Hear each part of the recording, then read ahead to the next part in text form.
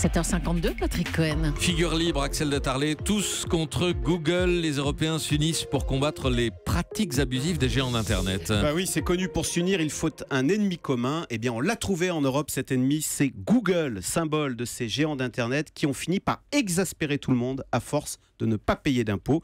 Si bien qu'on a enfin une union sacrée. France, Italie, Espagne et surtout l'Allemagne, qui a longtemps été réticente, tous s'unissent pour faire payer des impôts à ces géants américains richissimes. Oui, mais enfin, comment faire? Parce que Google est fiscalement installé en Irlande, par exemple. Alors, c'est vrai. Alors, pour que ça marche, on prend une solution bête et méchante. Plus question de financer avec des Google Tax. On taxe le chiffre d'affaires. Donc, c'est très simple. Quand Google facture 100 € à un annonceur en France, boum, le Trésor public intervient et prend 5 € à la racine.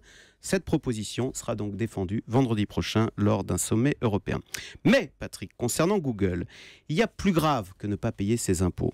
Ce qui est plus grave, c'est qu'il n'y ait pas de Google européen. Parce que c'est connu, ce 21e siècle est numérique. Or, si vous regardez toutes les données numériques sur les goûts, les habitudes, les pratiques de chacun, toutes ces données sont collectées, archivées, exploitées, puis revendu par ces géants américains du web. Il n'y a aucun Européen, zéro. Ça, c'est grave. Ça veut dire que l'Europe est devenue une colonie numérique. Ça se décrète pas. On ne peut pas créer comme ça un Google européen d'un jour à l'autre. Non, mais on peut empêcher les pratiques abusives de Google qui fait tout pour empêcher la concurrence d'émerger. Vous savez, autrefois, il y a une dizaine d'années, il y avait des sociétés Internet européennes. Il y avait Google, il y avait Quelcou, il y avait Le Guide. Tous ces concurrents ont disparu. Pourquoi ?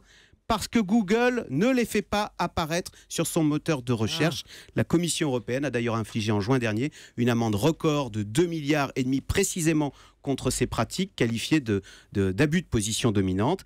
Alors le combat sera long. Google hier justement a fait appel de cette condamnation. Mais vous savez, on se demande souvent à quoi sert l'Europe. Eh bien là, dans ce combat sur ces questions clés, la fiscalité, la concurrence, le numérique, on voit bien que la réponse ne peut être qu'européenne face à des géants qui pèsent aujourd'hui plus lourd que des États. Axel de Tarlet, Vincent. Google européen, c'est pas trop tard? Si, c'est tard. Google a 20 ans, existe depuis 20 ans. Ce qu'on peut espérer, c'est qu'il y a un foisonnement de start-up Internet. En ce moment, vous savez, avec la halle Fraissinet de Xavier Niel. On peut espérer qu'il y ait une nouvelle génération dans l'Internet des objets, dans les applications médicales sur Internet qui puissent émerger en Europe. Europe 1.